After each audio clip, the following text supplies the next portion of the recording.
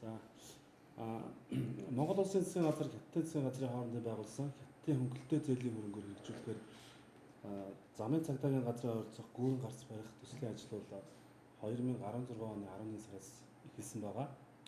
Энэхүү гүүрийн ажлын хүрээнд бол тухайн гүүр маань өөрөө замын цагдаагийн уулзалт дээгүүр баригдах бөгөөд гүүр нь өөрөө 4 игнэтэй доогоороо туслах 2 игнэ замтай иймэрхүү гүүрэн гарц баригдана. За энэхүү гүүрэн гарцын замын тараст бол одоо энэ явагдаад байгаа энэхүү олимпик гудамжинд дах модны орсон байгаа. Энэхүү мод явах чиглэлээр болохоор гүүрийн маань туслах зам буюу энэ олимпик гудамж дээр явж байгаа хэсгийн энэхүү зам явагдана. Тэгэхээр энэхүү мод бол зайлшгүй чөлөөлөгдөх шаардлагатай байгаа. За Монголын талын хувьд бол тухайн байгуулсан хөнгөлөлтөө зээлийн гэрээнд Монгол Улсын засгийн газар нь өөрөө энэхүү гүүрэн гарц баригдаж байгаа төсөлтөй холбоотой бүхэл газар чөлөөлөлт болон нүүлгэн шилжүүлэх зардал үүнийг зохион байгуулах ажлыг бол дагнан хариуцаад тусгагдсан байдаг. За энэхүү тусгагдсан гэрээний дагуу гүйцэтгэгч компани болон зөвлөх компани манай нийслэлийн авто замын хөгжлийн газарт тараст орсон мод бут зайлуулах тухай хүсэлт удаадараа ирүүлсэн байгаа. Энэхүү хүсэлтийн манай нийслэлийн авто замын хөгжлийн газар Улаанбаатар хотын ерөнхий менежер хотгочдын газар хандаад энэхүү хандсны дагуу Улаанбаатар хотын ерөнхий менежерийн 2017 оны А147 дугаар тушаалаар ажлын хэсэг байгуулагдсан. Ажлын хэсгээс тухайн мод чөлөөлөх ажил шилжүүлэх ажил зохион байгуулагдсан гэсэн байгаа.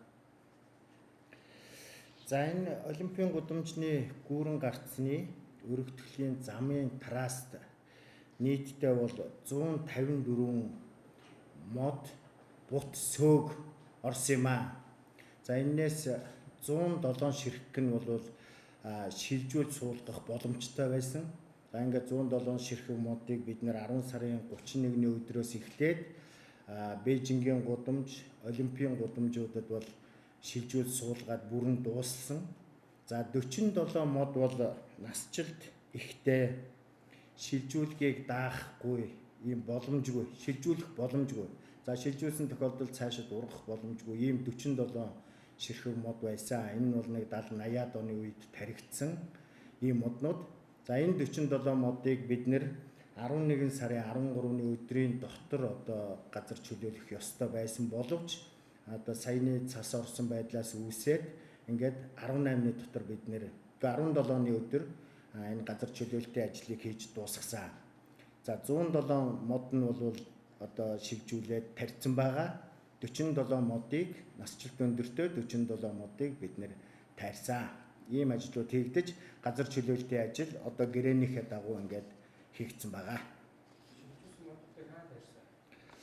Шилжүүлсэн модыг Бээжингийн гудамж за зарим одоо нөгөө 10 сарын 31-нд шилжүүлсэн учраас талбайгүй болсон газруудынх нь илүү гарсан модыг бол хотгочдын газрын мод үржүүлгийн газар тавиач суулгасан байгаа.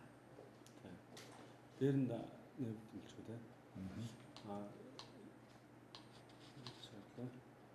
Ерөнхийдөө бол юу байгаа? Төсөл 2019 оны сүүл сард дуусах ёстой 3 дугаар улиралд. Тэгэхээр энэхүү төсөл дууссантай холбоотой тухайн энэхүү орчимд бол ногоон байгууламж болон тогтчлт тоноглол бүхий иж гүүрэн гарц баригдана. Тэгэхээр энэтэй холбогдож ойлгох юм бол тухайн гудамж замд бол мод тайрагдсан биш. Эргээд гүүрэн гарц ашиглалтанд ороход төдий хэмжээний мод эргээгээд нөхөн сэргээгдэх дахин шинээр тайрах ажил хийгдсэн байна.